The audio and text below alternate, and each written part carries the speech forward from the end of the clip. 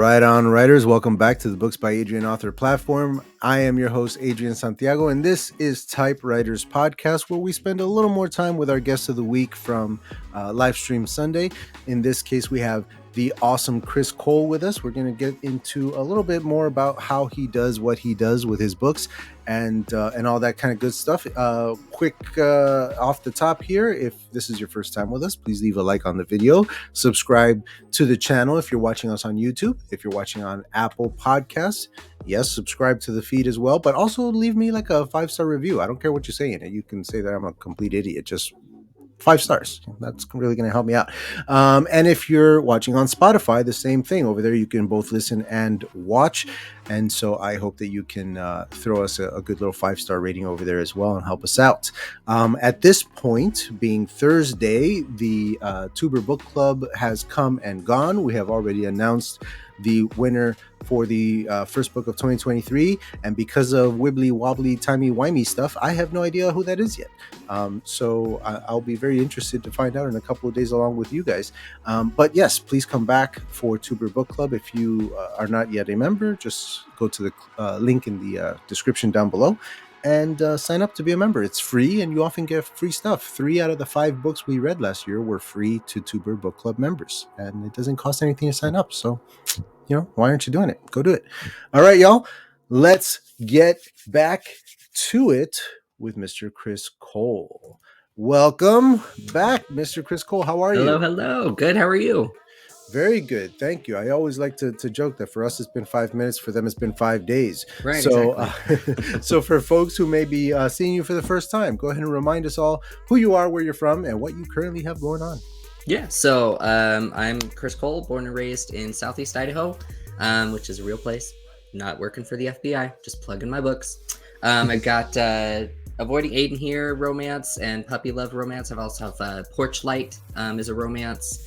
And then I've got 2 erotic romances. One is a more horror-themed romance, but those are about vampires. And then I've got sci-fi books coming out next year. Trying to do an action-adventure romance, doing sequels. Got a whole bunch of writing stuff going on, and that's all while I'm trying to do school and work all at the same time. So just basically always doing something. Nice. Yeah, keeping busy, man. Keeping busy for sure. So we closed out the episode of Livestream Sunday with a couple of questions regarding what you've been reading lately. Mm-hmm. First thing I want to know is, what is your favorite book to reread, if ever? Like your favorite book of all time, or whatever it is that you like to pick up to kind of relax a little bit, even though you've already read it. Yeah. I would say the Animorphs series. So I was born like right at the end of the 80s. I was born in 89 and grew up with the Animorphs. And so going back to those is like super nostalgia and that kind of thing. And I really like just how, how it makes me feel. Yeah. Right on. Yeah. I love that stuff. The stuff that brings you back to your childhood, Yeah. This goes up on Thursday. This was Sunday. I didn't mention it in Livestream Sunday because I try to keep things upbeat over there. But I just found out today that Jason David Frank passed away. If anybody doesn't recognize the name, he was Tommy Oliver on Power Rangers. He was the Green Ranger and then the White Ranger and then so on.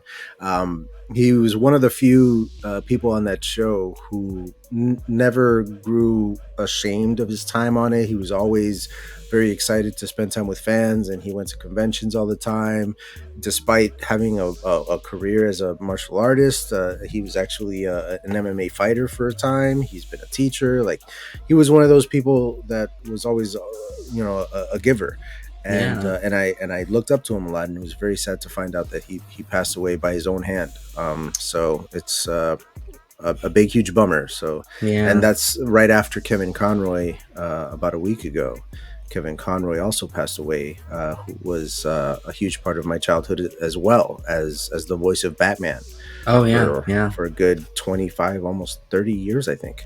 So, two of my idols have passed away in the last week and a half, and it's really made me want to go back and watch a lot of that stuff and relive the old glory days of the childhood. Yeah. And picking up a book that I they I used to read a lot as a kid. I'm wearing a Jurassic Park shirt. I'm a huge Michael Crichton fan, and one of the books that I read over and over was The Lost World, Jurassic Park. I liked it for some reason more than Jurassic Park. I just read it over and over and over. Nice. So those things, I love that stuff. It brings you back to the good old days, Yeah, exactly. Valuable. Yeah. What is, would you say, the biggest lesson that you learned about the publishing aspect of things in putting out your books? What's the most important thing? Maybe it was a hard lesson learned, maybe not, but what would you say is the most important lesson? I would say the important lesson for me has been, if you're kind of a control freak, which I can kind of be, self-publishing, indie publishing is really the route for you. I would say even going through like the small traditional publisher that I went through for my books, I really enjoyed the experience. I didn't have to do the distribution, the formatting, all of that stuff. So that's been hard to learn. And it's also nice to be able to customize it how I want it to look and do the covers. And yeah, I have to pay for all the stuff and everything, but that's why I have a job. That's why I'm working. That's why I'm saving. That's doing all the stuff. Yeah. And I really like the idea that I have the control to be able to do what I want to do with my story. Mm-hmm. And the hard part is that people still view traditional published books as like, oh, they're like super up here, high tier. And then indie published books are like lower quality for sure. Like they just couldn't cut it. And I was like, no, I'm traditionally published, like offered contracts and everything. And I'm going the indie route with some of my other books. With my romances, I'm still going to continue with JMS Books. I think that's awesome. And I want to support the publisher who is focused on telling queer stories. And so that's an important part for me. But when it comes to some of my other books, I'm just going to self-publish. Yeah. The whole thing with going self-publishing, you talk about that we have to end up paying for a lot of the stuff, everything really. You're paying for everything that you're doing, and it costs money and all that. But you're right. The whole reason I'm going self-published route is for number one, the control over everything. Nobody's going to tell me what to put into my book or what not to put into it. Any of that. I want control over the cover. I want control over the cover themes for the series as it goes on. Exactly. All that stuff is stuff that they're gonna get in there and meddle with, and they're a publisher, they know what they're doing, of course. But I hearken it a lot to the difference between like major motion pictures and TV shows, because unlike movies, films that are going to have theatrical releases and everything, the studio has so much money invested in it. They have so much focus group work and stuff going on that unless you're like a visionary director, an auteur of some a Chris Nolan or something, unless you're one of those guys, you're beholden to what the producers are going to want from you and expect from you, and the changes that they're going to require from you, because it's their money going into it. Versus you go to television, and that's a writer's world. You know what I mean? Like it's the directors are for hire guys that come in every week and just go through the paces, but the writers are the gods of the story in television. And that's how I tend to equate the whole like traditionally published versus self-published. The self-published, having the control, it's the writer's realm. And as writers, we're artists, we're creatives, and the entire package is very important to me. It's important to me that it looks good on your shelf, that it makes you want to pick it up and flip it over and read, and now open it up. All of that is part of the marketing, but also part of the storytelling. Like, consider the cover part of the storytelling, and consider all of that part of it. So man, the presentation, it's very, very important to me to have that control. So I totally know where you're coming from with that.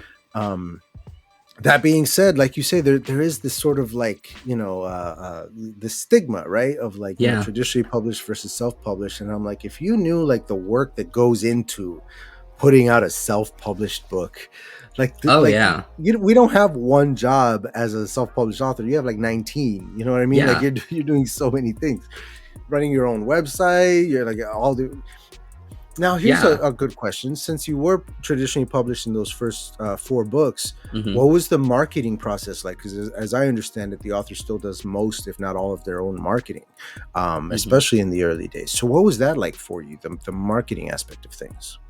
Um, that was hard in a way, but because my background, I got my degree in multimedia journalism, my undergraduate degree, and so Nice. I have experience with marketing in that regard. So it wasn't. It was just kind of tapping into those old, like riding a bike kind of thing you never forget, and so tapping into those old skills and everything.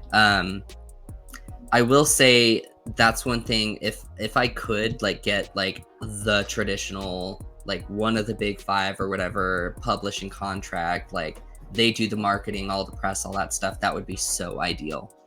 But Yeah. I also am like, I don't want them to keep half my money or more. Like I wrote it.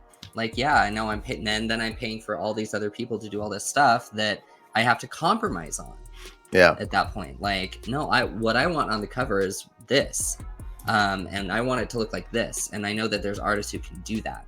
I'm super pleased, like with my 2 sci-fi covers that I have so far. They're so freaking cool. And I'm just so excited about them. I can't wait to do cover reveals for them. Oh, I'm so happy to hear that for you, Yeah. man. Because the cover for mine has been a complete nightmare so far. Like Oh I've been no. through, yeah, I've been through like 5 different artists, and like I have an idea for what I want out of the cover, but I'm not an artist. I Hmm. have a rough sketch that I show them and I explain what I want, and most of them are explaining to me that it's either not a good idea or it's undoable, for them anyway. And Hmm. then I'm open to pitches for something better, but like I haven't gotten a pitch yet that made me go, "That's a much better idea." It hasn't happened yet, so it's like I Yeah. either want what I want or I want something better. Like if you can't do Yeah. better and you can't do what I want, then I gotta find someone else. So yeah, 5 different artists, and I still haven't found like the one yet. So we're still working on that. But Yeah. So the company that I went through is called Meeble Art. Um, yes, yeah, and my friend Ben went through them for his yeah, 2 books. I also took a brief little foray into them as well. yeah. Yeah.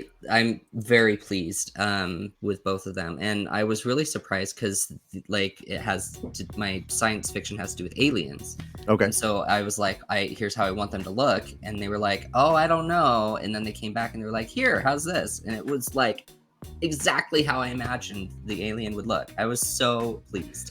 Plus, Especially they're after them saying, "Oh, I don't know." It's great that yeah, it like, "Oh, you I know, nailed I it was super anyway." nervous, yeah. Yeah. I also really like that they're a Ukrainian-based company, Oh, nice. and I was like, "Yes, support Ukraine for sure," like, Yeah. super Yeah, for excited. sure. Oh, you know what? I didn't know that. Damn. Now I kind of want to go back. Yeah. um Now, the 2 big questions that I always ask on this show, from every guest. Number Mhm. 1, writer's block. Everybody has a different opinion on it. Some people, like myself, don't even believe that it really exists. Every writer deals with it differently. What's your experience with writer's block, and how do you battle it if you do get it? Um, for me, writer's block is not being able to think of anything quality to write. Hmm. So, I can sit down and I can write some garbage, um, and then maybe that'll get the juices flowing. Maybe it Mhm. won't. I don't know. But I can sit down and write at any time, any place, anywhere. So I don't necessarily think that the idea of like not being able to sit down and write and just completely drawing a blank, I don't feel like that exists. But Hmm. that's for me. For other Yeah. people, maybe their brains work differently and they're like, I legit like bleh, that's all I can think of. And Hmm. maybe that's for them. But for me, I can sit down and write like a bunch of crap and then go back and be like, actually, I can't make any of that work. Here's the direction I'm going in instead. Or I can be like, no, I can make this work. Like, let's not use just 19 times in a paragraph. Ugh, that's my clutch word. I just can't stop using the word just. Um, or all of my characters shrug. They're shrugging all the time or looking. They're looking and shrugging. That's all they do. So that's all where Make me editing comes in self-conscious. here. I got to go back and see how many of my characters shrug all the time now. I know that's the thing that I have to look into to try and vary all the things, because I don't want to have my characters doing the same thing over and over again. Yeah, sure. But yeah, you writer's said block, not for me.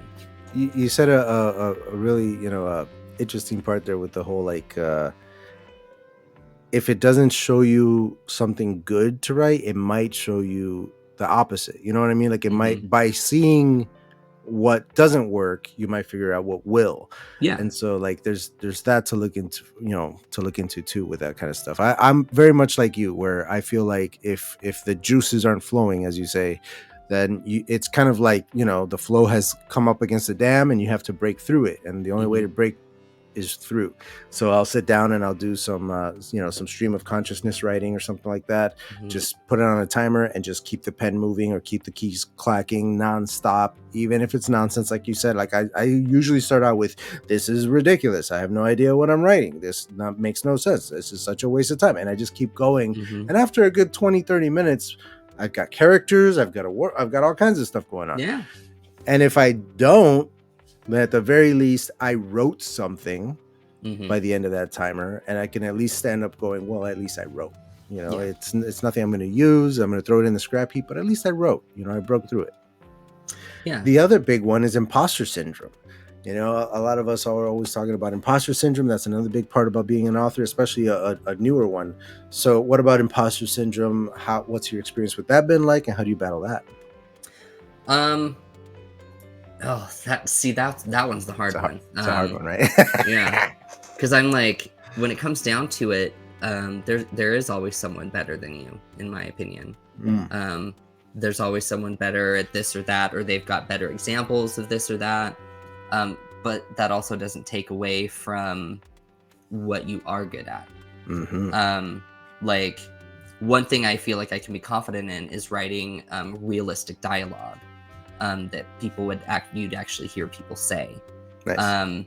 And I really treasure that. And so when I go into the writing process, I'm like, okay, I don't want to build a scene around dialogue, but my books do often tend to be dialogue heavy because there's lots of communication that's happening in the world. And I think that communication is important. And so my characters communicate. And I also recognize that a lot of communication is nonverbal. And so that's where I struggle in my books, and things like, trying to do an example of, oh, I said this, but I thought she was lying because she, did this. Okay, well, maybe word it better, but the idea still stands. Like, you're able to pick up the context and what she's saying versus what you're seeing, kind of thing. Right. So trying to finesse that is really hard, and ultimately there's always ways that we can improve, but that doesn't mean that you're bad.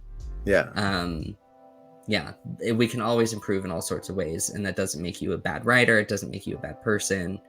And when it comes down to it, if you're just like, oh, I just feel like I can't do it right now, then don't. Take a break. Like, it's important to do self-care as well. It doesn't mean like write for 5 minutes and then take the rest of the day off, unless that's what you really need. But don't do that every day, kind of thing. Like, you still got a job to do. But yeah, for sure. The whole thing with improving over time. When I first started writing, dialogue was the worst part of my game, so to speak. It was just the worst part of it. And I knew it and recognized it and worked so hard at it that I now consider it my biggest strength is my dialogue. But the rest maybe has suffered a little bit. As I'm editing this novel, I'm like, there's entire pages where it's dialogue, and I'm like, is this a Kevin Smith movie? Like, where's the setting? Like, where? What's going on here? Like, are we just in a white room? What's going on? So that's mostly what I've ended up having to edit through this thing is putting in more scenery, putting in more descriptive and a little more action. Whereas the dialogue has been pretty solid from the jump, and that just came from being so obsessed with it being bad that I worked on it so hard. Every author that I've come across tells us to steal from the authors that you read. Take if you want to sound like Neil Gaiman, write like Neil Gaiman, if you want to sound like Stephen King, or whatever it is, if you like the way that George Martin plots his chapters, that, you know, I took a little bit out of that. And so yeah, you put all that stuff together, you create your own style over time. Imposter syndrome, in my opinion, very much like writer's block, is just a misunderstanding of the fact that there's all, like you said, there's always going to be somebody better. You shouldn't be comparing yourself that way, because you have your own strengths, you have your own things that you bring to the table. It's all about that, man. It's all about I like the idea of just comparing to who you were yesterday. Trying to be your favorite version of yourself, not even better than you were yesterday, just like your favorite version. You know, and I do find that you're a better writer every day. You know, part of my process is when I sit down and I write something new today. Well, tomorrow when I sit down to write, the first thing I'll do is edit what I wrote yesterday. And I just wrote it yesterday, and I'm finding all the mistakes, and I'm figuring out better ways to word things, and I'm improving on what I wrote yesterday. I'm a better writer today. Every single day, you're a better writer than you were yesterday. So I recommend that to a lot of people, is to edit yesterday's work today before you start the new work, and you'll just see how much you've grown in just 24 hours. You know? Yeah, I like that. That's awesome. Yeah, imagine 10 years. Yeah, Chris, I do believe that I have asked you every question that I had planned for you for today. Was there anything at all that you wanted to cover on either of these shows that maybe we didn't get to? Maybe I didn't think to bring it up? Anything like that? Oh, gosh. One of the things that I find really important is to address social issues in my books. And so I think there's a couple aspects here, like facets. There's this aspect over here of like, yes, fiction, because real life is horrible. And not being aware of what's happening in real life is also really horrible, because then you're like, oh, what do you mean this happened? It was like, yeah, there was, you know, just last night there was a shooting at a club in, I think it was Colorado Springs. Jeez, man, another one. Yeah. And I think it was I can't remember what it was called. I need to look more into it, but you know, just, it's so important to be aware of those things. And there's the other side of it, that you always want books to be an escape from reality. Like, the world's freaking hard enough as it is. Like, I would like to just sit and read about dragons and the hero winning the day, and that would be really nice and inspiring and that kind of thing. So there's always that balance that I feel of in my books, of the idea of like, yeah, the characters struggle. They struggle hard with real things. And at the end of the day, they come out of it and they're fine. And so I really like that idea. Yeah, that's such a great point. The balance between the escapism and the not just world awareness, but self-awareness. It's something else that I get out of reading as well as writing, is when you relate to a character, especially one that you didn't write yourself. You're reading a book and you relate to this character, you're discovering things about yourself that maybe you didn't know. You're like, oh my God, I had no idea that I actually felt that way until this character like put it in my face, and I was like, oh yeah. So yeah, man. Yeah, well said. Very well said. Excellent note to go out on. Excellent. Yeah. Well, in that case, I think we're going to go ahead and wrap up this bad boy. This is a nice, short and sweet, but dude, like, it was such a pleasure talking to you today. I am more than a little intrigued in all your books. I'm going to definitely pick some up. I'm not sure which one to pick. I might wait for your sci-fi series, because that sounds dope as hell. I don't know. Yeah, I'm really excited about it. All right. Right on, man. I appreciate it. Thank you so much. Hey, my pleasure. And anytime you want to come back on, let me know. I'll have another season starting up in a couple of months. This one's almost wrapped up as it is. So it'd be a pleasure to have you back on, especially when your next book comes out.